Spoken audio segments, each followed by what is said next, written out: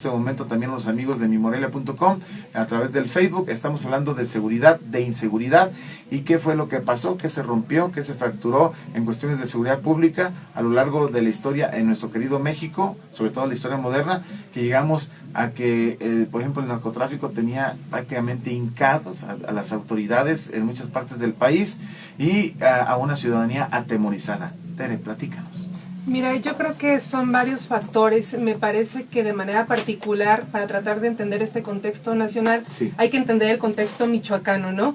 Yo les decía en algunas de las reuniones que si no hay corresponsabilidad social, dejamos un espacio vacío para que las instituciones funcionen como mejor les parezcan, porque cuando no existe contraloría social, cuando no estamos los ciudadanos involucrados en todos los procesos institucionales, corremos el riesgo de que se hagan mucho más frágiles las instituciones mismas. ¿Qué ha pasado? Yo creo que tenemos un grado alto de apatía ciudadana de manera consistente y como dice doña Ángeles Mastreta, hasta que no nos toca lo nuestro no nos duele.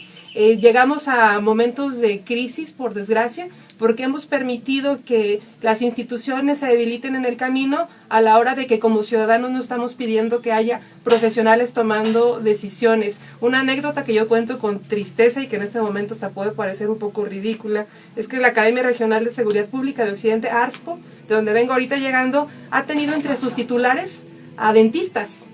Caray. Y me parece tremendamente delicado porque lo estábamos abordando ahorita con algunos diputados, que una cosa es la arquitectura institucional y otra cosa es no tomarse en serio el hacer gobierno y el quehacer sobre todo en materia de seguridad, que a ojo es muy distinta la seguridad que se tiene que hacer desde el municipio, que es seguridad ciudadana, a la seguridad que se tiene que hacer desde el Estado y la Federación, que es seguridad pública. Y hay que tener como esos matices. Creo que como ciudadanos hemos sido muy omisos y que dejamos que las cosas llegaran a niveles que han sido muy delicados y que se han venido fragmentando. La espiral de la violencia no es algo que se construye de un momento a otro, es algo que toma mucho tiempo para pasar de los problemas de orden público a la falta de gobernabilidad. Sí, Tere, en ese sentido, obviamente con todo el respeto para los dentistas, zapatero a tus zapatos, claro, ¿sí? Claro. No voy a poner, insisto, algún experto en seguridad, aún incluso teniente coronel, por ejemplo, experto en seguridad, haciendo cosas que no le corresponde. Ahí también las autoridades correspondientes deben de tener muy en cuenta los perfiles, no deben de poner a sus compadres, no sé, conocidos, estar pagando favores políticos y poner frente a las secretarías, a cualquier secretaría, gente inexperta y estar ahora sí que experimentando, ¿no? Totalmente, yo creo que no tenemos en materia de seguridad tiempo para esta curva de aprendizaje que es muy delicada. Yo ponía de ejemplo, y lo decía en algunos espacios el día de ayer, que me preguntaban cuál es la diferencia entre un funcionario que esté o no comprometido con su policía y que entienda la diferencia en seguridad.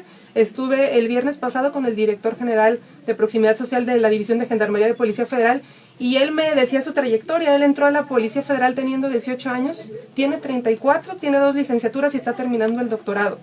Me parece que eso habla de un perfil profesional totalmente distinto y al que tendríamos que estar pues tendiendo todos en México. El gran secreto de Colombia tiene que ver con esos perfiles. El mismo comisario Galván, que se hace cargo de la Policía Federal en Michoacán, entró a la edad de 20 años a la Policía Federal. Es decir, tú para honrar el tema de la seguridad, honrar el tema institucional de las policías, que buena falta nos hace dignificarlas, tienes que tener un amor y la camiseta bien puesta y tener todo este trayecto recorrido para poder entonces hacer cambios institucionales de largo plazo. Ahora, vemos en el ámbito internacional, es Teresa Torres, experta en cuestiones de seguridad, vemos países en los, ahora sí que en los números internacionales que tienen menor índice de inseguridad, valgan, los más seguros del mundo. Los vemos, la otra vez te lo pregunté, pero quiero insistir, más desarrollados económicamente, en cuestiones de educación. ¿Qué efectos hay en la sociedad de una buena o una mala estrategia de seguridad, Tere? Yo creo que impacta en todo. Cuando tú no tienes problemas de seguridad, y lo dicen los grandes especialistas, tú no estás hablando de seguridad o inseguridad todo el tiempo. Estás pensando en mecanismos de prosperidad, de crecimiento de tus empresas, de retos personales. Cuando tu problema es la seguridad, estás hablando de las violencias y sus efectos todos los días. Me parece que un triste ejemplo es que si nos sentamos en cualquier café en Morelia o en alguna de las regiones de Michoacán, el problema número uno que va a saltar en el café es quién ha tenido algún incidente, quién perdió su libertad de tránsito, quién ha tenido algún problema de algún delito de alto impacto, algún robo, etc. Nos afecta en todo, en la medida en que nosotros tenemos una buena garantía de seguridad desde lo ciudadano en materia de seguridad pública, estamos pensando en otras cosas. Bien. La obligación número uno del Estado es justamente garantizar la seguridad de los ciudadanos. Bien, ahorita voy a mandar saludos a la gente que nos está viendo a través de mimorelia.com. Ya están. Bien, estamos de regreso con mucho gusto aquí en este espacio en Radio Fórmula Michoacán, hablando sobre seguridad o inseguridad, sobre las estrategias, sobre hacia dónde vamos, qué fue lo que falló, qué fue lo que ha funcionado y que hay que, bueno, pues ahora sí que ratificar. Saludos a quienes nos ven a través del Facebook de mimorelia.com y saludos a quienes nos escuchan a través de 105.1 Radio Fórmula Michoacán. Mire, dice Huicho Reyes, mándeme saludos, Huicho, un abrazo, un atento saludo. Guadalupe Chávez Jiménez, saludos a toda mi gente de Morelia. Y Eduardo Rocha dice, como visitante deja mucho que desear la seguridad en la entidad, está decepcionado, pero el estado es muy hermoso, dice. Bueno, pues Eduardo Rocha, estamos leyendo sus llamadas tal y cual las dejó en mimorelia.com en el Facebook. Una persona pide el anonimato porque dice que quiere que investiguen a la policía de Zamora porque cobran 1,500 al mes a los que tienen negocios, ya sea chico, ya sea grande. Pues esta denuncia la vamos a canalizar ante la autoridad correspondiente. Ojalá que nos dijera, mientras más datos nos dé, el número de patrulla, si claro. Es la policía municipal, si es la policía Michoacán. Es mando único ahora. Mando único, sí, la gendarmería, o sea, mientras más datos nos den, claro. Más sencillo es poder dar con estas personas. Mire, estamos con Teresa Torres y está con nosotros hablando de estos temas. Bueno, pues nos quedamos con los efectos que hay en la sociedad, cuando no funciona la seguridad pública y cuando sí funciona. En este sentido, bueno, pues hay una cuestión también que quiero aterrizar contigo. Se habla de seguridad pública, pero se habla también de este concepto de seguridad ciudadana. ¿Qué diferencia hay, Tere? Mira, qué bueno que haces la puntualización, porque luego pareciera que quienes son nuestros arquitectos institucionales en materia de seguridad no terminan de entenderla. Hemos dicho en varios espacios que el primer policía de un municipio tiene que ser el alcalde, pero el alcalde en materia de seguridad ciudadana, que tiene una gran diferencia con seguridad pública. La seguridad ciudadana tiene que ver con los delitos y con la convivencia cotidiana, y con el 80%, si mal no recuerdas, la vez pasada que hablamos de la diferencia del 80-20 de delitos. 20% de delitos normalmente son delitos de alto impacto, el otro 80% de delitos son delitos de fuero común. Estos delitos ocurren en territorios municipales. La visión de una seguridad ciudadana tiene que ver con atender estos delitos de convivencia, de tal suerte que no necesariamente son delitos de alto impacto como secuestro y estas otras cosas que vemos que tanto nos vulneran, pero sí tienen que ver con la calidad de vida cotidiana que mantenemos como ciudadanos. Y ojo, aquí entra el grado de corresponsabilidad. El hecho de que luego nosotros somos microdelincuentes como ciudadanos debemos de tenerlo muy claro. ¿A qué me refiero? Te estacionas en doble o triple fila, le gritas al de adelante porque no quieres que se pase el alto, tiras la basura por la calle. Este tipo de delitos son delitos de convivencia y tienen que ver con la capacidad o incapacidad de nosotros como ciudadanos de referirnos al otro o de respetarnos entre nosotros. Por eso es importante que los municipios estén fortalecidos, y esta idea de mando mixto, que no mando único, tiene que abonar a fortalecer las capacidades de la policía de proximidad. ¿Por qué? Porque la proximidad cumple con estas dos funciones. Primero, recuperar la confianza entre nosotros y la comunicación como ciudadanos, pero también para hacer un mapeo criminal de qué está ocurriendo en nuestras calles. Es decir, no es nada más que el policía va a platicar contigo y se va a tomar el café, sino que está recuperando datos que pueden ser importantes a la hora de generar un mapa delictivo preventivo, sobre todo en materia de seguridad. En ese sentido, pues la seguridad y la política pública en materia de seguridad ciudadana es distinta de la seguridad pública, que debe de tener una arquitectura mucho más diseñada para atacar este 20% de delitos de alto impacto o delitos que puedan atentar contra la gobernabilidad del territorio, en este caso el territorio michoacano. Fíjate, Tere, es Tere Torres, especialista en temas de seguridad. Yo quiero hablar sobre el discurso de las autoridades, sobre la percepción de la gente y la realidad, porque de cuenta nos dicen, es que hace tiempo la delincuencia organizada cobraba, ahora sí que piso, ¿no? Estaba extorsionando y le pedía al de la vulcanizadora, le pedía a los comerciantes, etcétera, etcétera, etcétera. Y desde que se desarticularon esta delincuencia organizada, bueno, pues ahora lo que hay son delitos de fuero común. Pero nos habla de que ha bajado un porcentaje X la delincuencia, pero que ahora hay del fuero común. Y termina el discurso, se retiran y la gente como que se queda igual o peor que antes. Porque ya sea un tipo de delitos o del otro, la gente sigue siendo objeto de delincuencia, ¿sí? ¿Cuál es la realidad? ¿Qué es?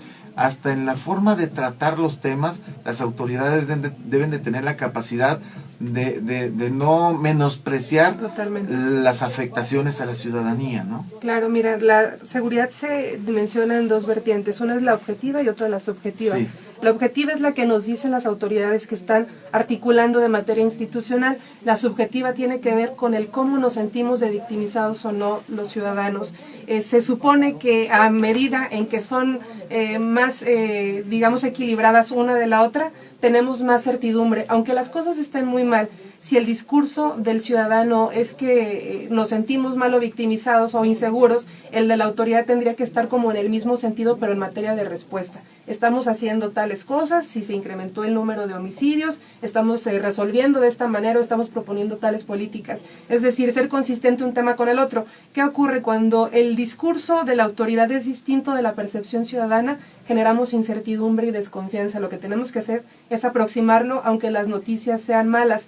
¿Por qué? Porque de esta manera podemos empezar a, digamos, diseñar de abajo para arriba y también a corresponsabilizarnos en la parte que a los ciudadanos nos corresponde. La seguridad no se decreta, Víctor, la seguridad se coproduce todos los días y en la medida que como ciudadanos estemos más involucrados y seamos más dueños de nuestra seguridad humana, que son decisiones cotidianas que tomamos en todo momento, todo el tiempo, las cosas van a empezar a mejorar, incluyendo cambiar el debate, el nivel de discurso de las autoridades en materia de seguridad, porque no es lo mismo enfrentarse a ciudadanos que no tienen ni la más remota idea de lo que están hablando y que no saben cuál es la diferencia entre una policía municipal o a qué le van a preguntar al regidor o qué le toca al alcalde y qué le compete al gobernador o al secretario de seguridad.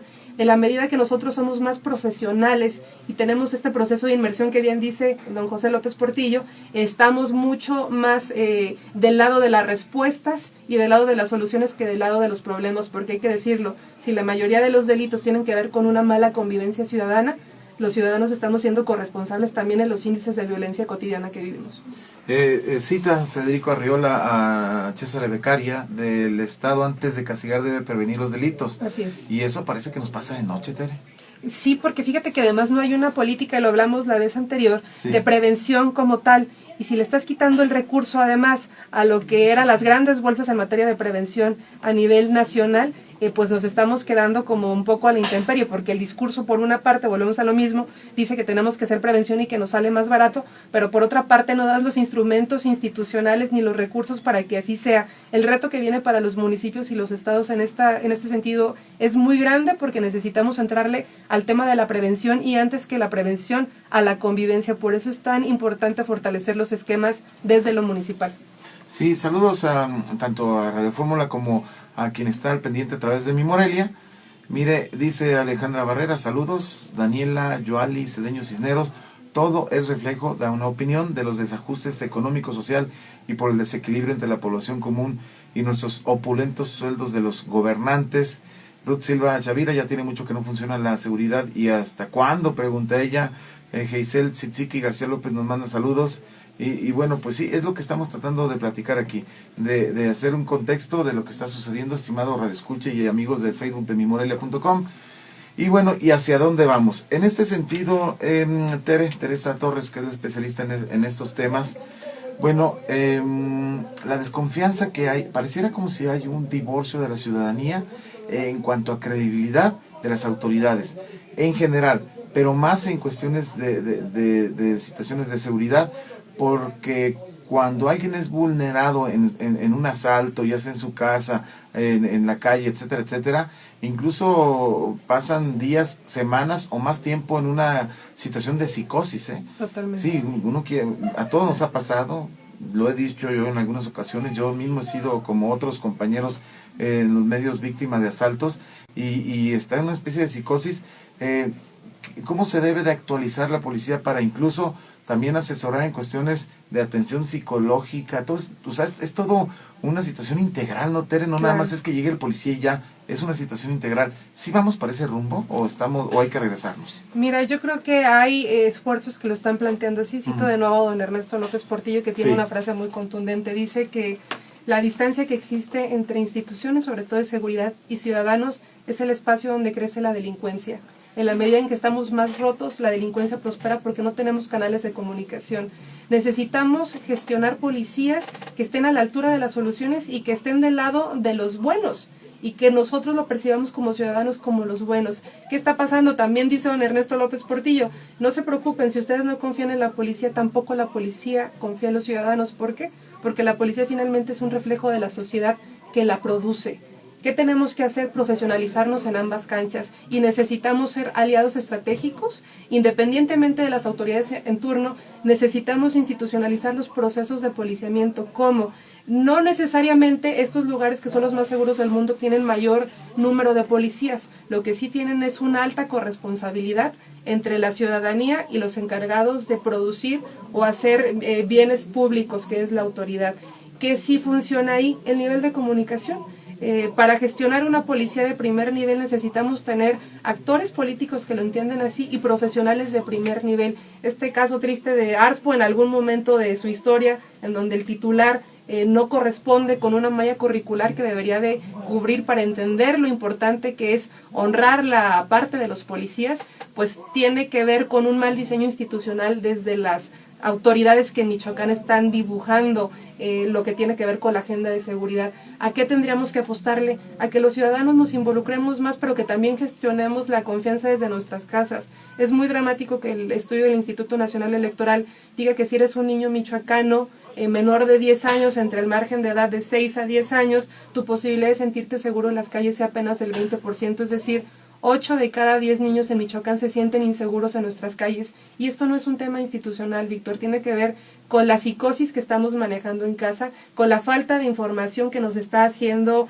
contagiar el miedo, porque también como el miedo se contagia la empatía. Necesitamos ser ciudadanos mucho más empáticos e involucrados con nuestro entorno. No es nada más como nuestro pedacito de la puerta para adentro y lo que pasa afuera no me importa. Necesitamos ser corresponsables. La forma de comunicar de parte de nosotros, válgame la redundancia, los medios de comunicación, porque una cosa es decir, Tere, que hubo un asesinato a mano armada en la carretera de tal lado a tal lado, a poner unos titulares que diga Michoacán sangriento, ¿sí? Claro. Muy diferente porque está sucediendo, no nos estamos callando, estamos informando lo que está sucediendo, pero no estamos haciendo apología del crimen. ¿Qué tanto los medios de comunicación debemos de tomar nuestro papel y el compromiso para sí informar a la gente, no callarnos, pero hacerlo de una manera adecuada? Creo que ahí está en el punto, es no ser apología del delito, y me parece que sí ha habido muchos espacios en donde se empieza a hablar con el léxico de los delincuentes, y eso es muy delicado. Necesitamos hablar más con el rigor del léxico desde la justicia, con la propiedad en materia de seguridad que se debe, con términos conceptuales muy específicos, de tal suerte que se cumpla este proceso tan importante de informar, pero hacerlo con toda la responsabilidad, de tal manera que lo que contagies no sea miedo, sino información para toma de decisiones cotidiana. Sí, importante esto que estamos comentando. Estamos a punto de finalizar. En este sentido, ¿hacia dónde vamos? ¿Hacia dónde va la sociedad? Porque como que hay altibajos, ¿no? De repente pareciera que ya se está arreglando la situación, de repente vuelve a haber cuestiones. Veíamos en la Ciudad de México este video del asesinato del juez, en la nuca se le acercan y lo disparan y lo matan. Tenemos un minuto. ¿Hacia dónde vamos, Tere?